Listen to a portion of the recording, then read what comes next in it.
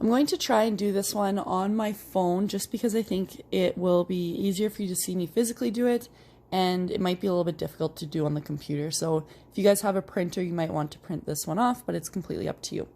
So this is still a review from grade 9 science. So hopefully this looks familiar to you.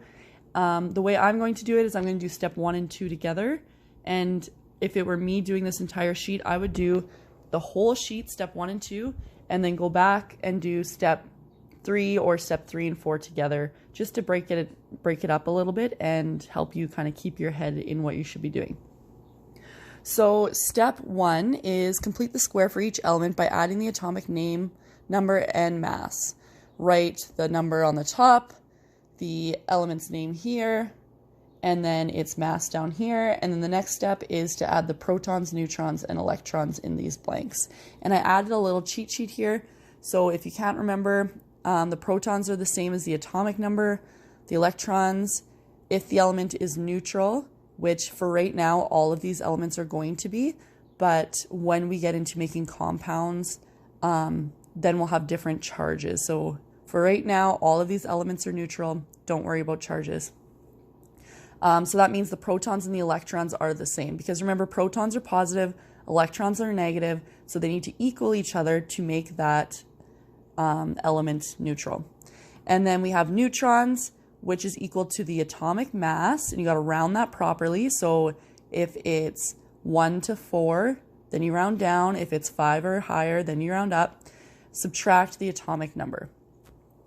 So if we look at, boron, and that one was actually already done for us, we try and find boron on our periodic table.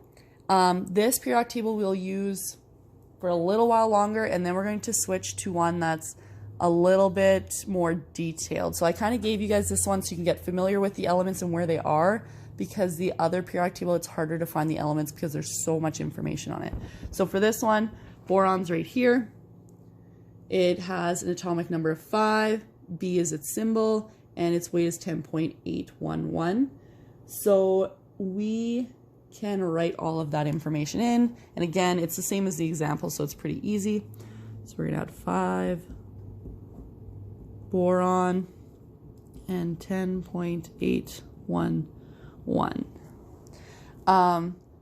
Some of these numbers, depending on what periodic table you look at, will already be rounded. So if sometimes the number's a little bit off like this, one says 10.81, that's fine that we had one extra one.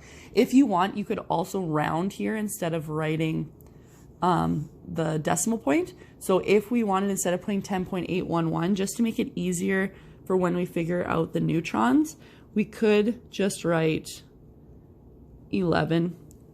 I wouldn't mark that wrong on this sheet just because it'll help you determine the neutrons. So our protons are the same as our atomic number. So our atomic number for boron is 5, so our protons are 5. Our protons and our electrons have to be the same since this is a neutral element right now.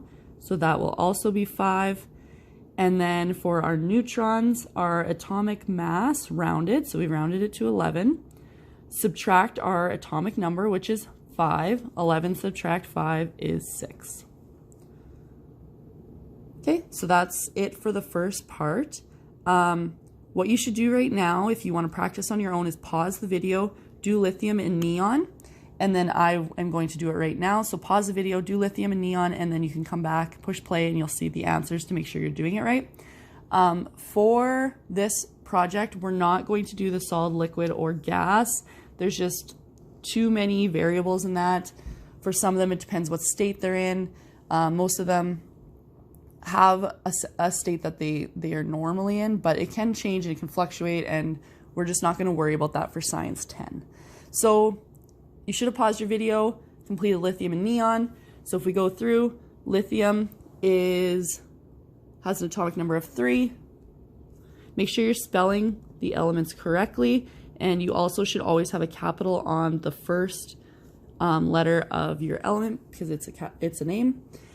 The weight of lithium is 6.941. Again, you could have rounded that to 7. Our protons are the same as our atomic number, which is 3, which means our electrons are also 3. and then 7 subtract 3 is 4 for our neutrons. For neon, neon has an atomic number of 10. And its weight is 20.18.